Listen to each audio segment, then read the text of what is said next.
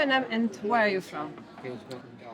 My name is Khosi Letlape, and I'm from South Africa. And what do you do? What is your background? I'm a medical doctor.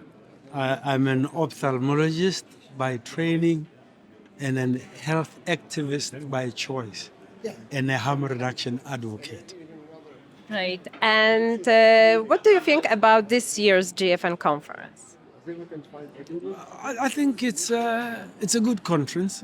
This is the first time I come to the physical conference post-COVID, and I think the time is now for all the components that work around non-combustible nicotine to work together rather than work against each other. Okay. This year's strapline is tobacco harm reduction the next decade. What do you think needs to change within the next 10 years? What needs to change between the next 10 decades? Actually, for me, in the next 18 months, is that there should be a clear distinction between companies that sell combustibles and structures that sell non-combustibles. There should be a clear distinction. So it's about time that the traditional tobacco industry separates its non-combustible business from its combustible business. But we see many misinformation around vaping and safety of e-cigarettes. Why? We see a lot of misinformation because traditional combustibles created industries. And there were three main industries that were created by traditional tobacco: the tobacco industry itself, the public health fraternity that is anti-tobacco, and the government that are taking the taxes from tobacco. And new products that are non-combustible are a threat to the old industrial complex.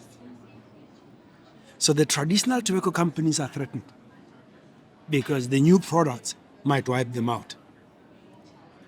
Governments are threatened because they're invested in the traditional product.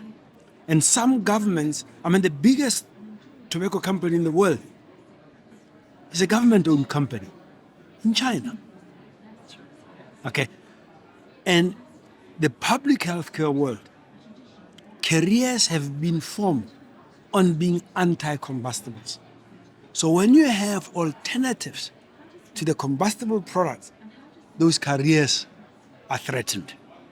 And it is basically from those careers of public health experts that are anti-tobacco and the fact that the WHO has adopted an anti-tobacco stance that complex is threatened. So what has happened over the last 15, 20 years is the anti-tobacco lobby group, public health and WHO, have falsely said the alternatives are coming from the industry, when a lot of them were independent companies, but they've driven it into the hands of the industrial complex. So now we are in a situation where the solution, the alternatives to combustible, are now controlled by the industry. And they need to thank the WHO and public health for that. But that's water under the bridge. And because they are being threatened, they are now resorting to pseudoscience and lies about the alternatives. And that, for me, is what I find frightening as a medical doctor.